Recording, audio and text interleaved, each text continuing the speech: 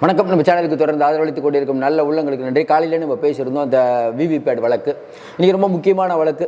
நம்ம ஏற்கனவே சொல்லியிருந்தோம் பெருசாக ஒன்றும் மாற போகிறதில்லை, ஆனால் பல கேள்விகள் கேட்பார்கள்னு. அதே போல் இன்றைக்கி 2 மணிக்கு அந்த தேர்தல் அந்த இன்சார்ஜ், அந்த விவிபேட் இன்சார்ஜ் வந்து ஆஜராகணும் அப்படின்னு உச்சநீதிமன்றம் சொல்லியிருக்கு. முக்கியமாக இது ஒரு பெரிய திருப்பமாக தான் பார்க்கப்படுது. ஏன்னா எல்லாமே நாங்கள் அப்படியே ஏற்றுக்கிட்டோன்னு சொல்லாமல் அதில் சில விவரங்கள் தேவைப்படுகிறது அப்படின்னு கேட்குறது ரொம்ப முக்கியமான விஷயம். இன்னொன்று, இந்த பக்க தரப்பில் இருந்து ஏடிஆர் போட்ட பிரசாந்த் பூஷன் தரப்பில் இருந்து அவங்க நேற்றுலேருந்தே சொல்லிட்டு இருக்காங்க, கண்டிப்பாக உச்சநீதிமன்றம் ஒரு கைடன்ஸ் கொடுக்கும். ஏன்னா இன்றைக்கி தேர்தல் நடத்திய முறைகள் வந்துருச்சு. இப்போ போயிட்டு அதை மாற்றி இதை மாற்றின்னு சொல்ல முடியாது. போன தேர்தல்லையே ஒரு 2 நாளைக்கு முன்னாடி நடந்த தேர்தலில் கூட நம்ம காலையிலே பேசியிருந்தோம், ஒப்புகை சீட்டெலாம் நம்ம பார்க்கல, அதெல்லாம் ஒழுங்காக வருதான்னு கேட்குறாங்க. ஆனால் இவர்கள் ஒழுங்காக வருதுன்னு சொன்ன உடனே அந்த மிஷினில் வந்து சிப்பை பொறுத்துவீங்களா, அதுக்குன்னு தனியாக சின்ன மிஷின் இருக்குது, அதில் சிப்பை பொறுத்தீங்களா, எதில் கண்ட்ரோல் இருக்குது, அந்த கண்ட்ரோல் மாறுபட வாய்ப்பு இருக்கா, இதில் இருக்கிறதும் அதில் இருக்கிறதும் ஒன்றா வருமா? சமீபத்தில் நடந்த திரிபுரா தேர்தலில் 100% அதிகமாக வாக்குப்பதிவு, அதாவது 2 லட்சம் ஓட்டுன்னா 2,10,000 ஓட்டு அப்படிங்கிற மாதிரி கணக்கு சொல்கிறாங்களே. மார்க்சிஸ்ட் கம்யூனிஸ்ட் கூட அது மறுபடியும் எலெக்ஷன் நடத்தணுங்கிறாங்க திரிபுராவில். அதுக்கு என்ன காரணம்? இப்படி பல்வேறு விஷயங்களை பார்க்கும்போது ஒரு விஷயம் மட்டும் புரியுது, உச்சநீதிமன்றம் 10ஆம் பொதுவாக அப்படியே இவங்க தேர்தல் ஆணையம் சொல்கிறத நம்பலை. ஏன்னா தேர்தல் ஆணையம் காலையில் வச்ச மிக மிக முக்கியமான ஒரு விஷயம் என்னென்னா, நாங்கள் வந்து இதில் வந்து தவறு நடக்கிறதுக்கு வாய்ப்பே இல்லை அப்படிங்கிற மாதிரி அவங்க சொல்லியிருந்தாங்க. ஏற்கனவே பல விஷயங்கள் உச்சநீதிமன்றத்தோடுங்க எல்லாருக்கும் தெரியும். தேர்தல் ஆணையம் இந்த மிஷினில் வந்து எல்லா மிஷினும் தவறுதல் இயற்கை தானே. இன்றைக்கி கூட நம்ம தேர்தல் நடத்தும் போது பார்த்திங்கன்னா நிறைய மிஷின் இயந்திர கோளாறு வந்தது, நிறைய தெரியும்ல. கோளாறுன்னு வந்தாலே சிக்கல் தானே. அதில் எப்படி வந்து சில பேர் சொல்கிறாங்க, இல்லை மிஸ்டேக் வேறு கோளாறு வேறுன்னு. ஒரு வாக்குப்பதிவு நடக்குது, வாக்குப்பதிவு இயந்திரம் ஃபெயிலியர் ஆகுது, ஃபெயிலியர் ஆன உடனே அதை ரெட்டிஃபை பண்ணுறீங்க, அப்படின்னா புது வாக்கு இயந்திரம் வைக்கணும், இல்லை ரெட்டிஃபை பண்ணுறீங்க. ஒருவேளை ரெட்டிஃபை பண்ணி ஒழுங்காக தான் ஒர்க் ஆகுதான்னு உங்களுக்கு எப்படி தெரியும் அப்படிங்கிற வாதம் இருக்குது. எல்லாத்தையும் தாண்டி இன்றைக்கி விவிபேட் அதிகாரி வேறு சொல்லியிருக்காங்க. இப்போ லேட்டஸ்ட்டாக என்ன சொல்கிறாங்க சொல்ல முடியாது, இதுக்கும் டைம் கேட்பாங்க. ஏன்னா எஸ்பிஐ வங்கி வந்து உச்சநீதிமன்றம் வந்து இத்தனை நாளுக்குள்ளே எங்களுக்கு கொடுக்கணும் அப்படின்னு கேட்டு கடைசி நேரத்தில் போய் உச்சநீதிமன்றத்தில் இன்னும் எங்களுக்கு 2 மாதம் டைம் வேணும் அப்படின்னு கேட்டது உங்களுக்கு தெரியும். அதுக்கப்புறம் உச்சநீதிமன்றம் கண்டித்து ஒரே நாளில் போட்டாங்க. அதுவும் விவரம் சரியாக போடல. அதுக்கப்புறம் தேர்தல் ஆணையம் சரியாக பண்ணல, அந்த நம்பர்லாம் போடல. அதுக்கப்புறம் பார்த்தா 10,000 கோடி மதிப்புள்ள பாண்டை பற்றி இவங்க தகவலே சொல்ல. இப்படி பல விஷயங்கள் வந்தது. இது ஒரு பக்கம். தேர்தல் ஆணையத்தை பொறுத்த வரைக்கும், அதாவது நம்ம வந்து எஸ்பிஐ வங்கியை பொறுத்த வரைக்கும் இந்த விஷயம். அதுக்கப்புறம் பார்த்தீங்கன்னா இடி அதிகாரி மிஸ்ரா அவர்களை மாற்ற சொல்லி 2 தடவை போயிட்டு 3ஆவது தடவை மாற்றணும்னு சொல்லும்போது கடைசி நாள் போயிட்டு எனக்கு டைம் கொடுங்கன்னு கேட்டவங்க தான் இவங்க.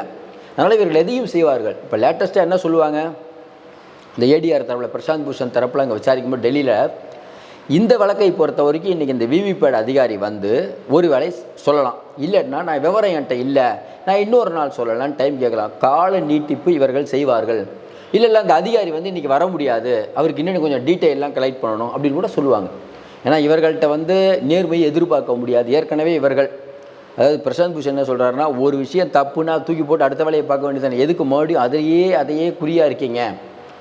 இன்னும் குறிப்பாக சொல்லணுன்னா இவர்கள் 100% இது சரி அப்படின்னு சொல்கிறாங்களே, இதற்கு முன்பு இந்த மாதிரி தவறு நடந்ததா இல்லையா, ஒப்புகை சீட்டுக்கும் இதுக்கும் பிரச்சனை இருந்தது, எத்தனை இடத்துல நடந்திருக்கு அப்படின்னு கேட்டவொன்னு தான் சஞ்சய் கண்ணா அவரே ரொம்ப கூர்மையாக 2-3 கேள்வி கேட்குறத பார்க்குறோம். அந்த லைவில் நீங்கள் பார்த்தீங்கன்னா தெரியும், ரொம்ப கூர்மையாக கேட்குறாரு. 2 மணிக்கு இன்றைக்கி ஆஜராகணும். நம்ம 2 மணிக்கு ஆஜராகணுன்னொன்னே நம்ம பழைய நினைவுகள் போயிடுது. எப்படின்னா கொஞ்ச நாளைக்கு முன்னாடி இதே மாதிரி தான் எங்களுக்கு வந்து டைம் வேணும்னு கேட்டாங்க அட்டார்னி ஜெனரல். அதெல்லாம் டைம் கொடுக்க முடியாது, இன்றைக்கி மத்தியானத்துக்குள்ளே சொல்லுங்கள் அப்படின்னு உச்சநீதிமன்றம் கேட்டுச்சு. ரொம்ப அருமையான சண்டிகர் தேர்தல் அப்படி தான் கேட்டாங்க, எனக்கு டைம் கொடுங்க நாங்கள், அதனால் நீங்கள் மத்தியானமே சொல்லுங்கள் அப்படிங்கிற மாதிரி சொன்னாங்க. இப்படி பல விஷயங்கள் இன்றைக்கி இருக்கக்கூடிய நிலைமையில். அதே மாதிரி சஞ்சய் சிங் வழக்கில் எங்களுக்கு கொஞ்சம் ஆதாரம்லாம் தேவைன்னாங்க, நீங்கள் மத்தியானத்துக்குள்ளே சொல்லுங்கன்னு சொல்லி தான் அவரை விட்டாங்க. 45 நாங்கள் பயன்படுத்தி விடவும்னு கேட்டாங்க. ஆனால் உச்சநீதிமன்றம் பல விஷயங்களை பண்ணியிருக்குது. இந்த விஷயத்தை பொறுத்த வரைக்கும் காலையிலேருந்து நம்ம பேசுகிறது ரொம்ப முக்கியமான வழக்கு. மத்தியானம் நீங்கள் சொல்லியிருக்காங்க, மறுபடியும் நம்ம சொல்கிறோம், இதனால் பெரிய மாற்றங்கள் வராது. ஆனால் தேர்தல் ஆணையத்துக்கு ஒரு பயம் வரும். வரக்கூடிய நாடாளுமன்ற தேர்தலில் பிஜேபி ஃபுல்லாக அடிக்க போகுது அப்படிங்கிற நிலைமை இன்றைக்கி இல்லை. ஒட்டுமொத்தமாக இந்துக்கள் ஒன்று கூடுங்கள்ங்கிறாங்க. ஒன்று கூடலைங்கிறது அவங்க பிரச்சனை. இன்னும் ஒன்று கூடுங்கள்னு சொல்லிட்டு இருக்காங்க. இன்னும் ஒர்க் அவுட் ஆகலை. அதனால் ஏதோ பண்ணலாம் அப்படின்னு ஒரு நாள் முஸ்லீமுக்கு ஆதரவாக பேசுகிறாங்க, எதிர்ப்பாக பேசுகிறாங்க. இன்னும் குறிப்பாக உச்சநீதிமன்றமே சொமோட்டோவோ ஒரு வழக்கு எடுத்தாலும் எடுக்கலாம். எது பிரதமருடைய வெறுப்பு பேச்சு மோடி நம்ம தொடர்ந்து சொல்லிட்டு இருக்கோம். ஏற்கனவே தேர்தல் ஆணையம் கண்டும் காணாமல் இருக்குது. அந்த விஷயமும் வரப்படும். தொடர்ந்து ஒன்றே ஒன்று தான் இன்றைக்கி இருக்கக்கூடிய நிலைமையில் மக்கள் எல்லாத்தையும் பார்த்துட்ருக்காங்க. வரக்கூடிய தேர்தலில் எந்த முடிவு, அதாவது வரக்கூடிய தேர்தலில் மோடி தோற்றால் ஜனநாயகம் மலரும், இல்லை என்றால் இப்போ உச்சநீதிமன்றமோ இல்லை இவ்வளோ பெரிய விஷயங்கள் நடந்துட்டு இருக்கும்போது அடுத்து மோடி என்ன பண்ண முடியும்? ஏற்கனவே அமெரிக்கா என்ன நடந்தது? விசாவே கொடுக்காம மோடிக்கு வச்சுருந்தது. அதுக்கப்புறம் மக்கள் ஓட்டு போட்டாங்க. என்ன பார்க்க வெகுஜன மக்களின் எண்ணம், அதனால் விசா கொடுத்தது.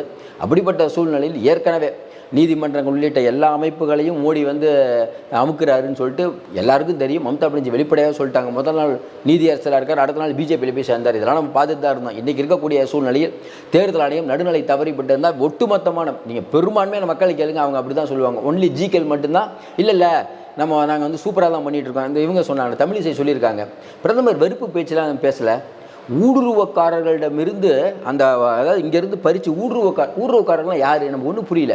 ஏங்க நீங்கள் தானே சொல்கிறீங்க எல்லா ஊர்லேருந்து வரவங்களுக்குலாம் சிட்டிசன் கொடுக்குறேன், முஸ்லீம்கள் வேணாங்கிறீங்க. அப்போ இதுக்கு முன்னாடி ஊடுருவக்காரர்கள் யார் வந்தால் நமக்கு ஒன்றுமே புரியல. ஊடுருவக்காரர்கள் இல்லை, இங்கேருந்து பணத்தை எடுத்துகிட்டு போன விஜய் மல்லையா உள்ளிட்டவங்களெல்லாம் பிடிக்கவங்களுக்கு முடியலை. கேட்டால் ஊடுருவக்காரர்கள். தொடர்ந்து நல்லாவே தெரியுது, விக்கெட் காலி ஆகிடுச்சு. அதற்கான பதட்டம் தான் இது. பொறுத்திருந்து பார்ப்போம். மீண்டும் சந்திப்போம். நன்றி, வணக்கம்.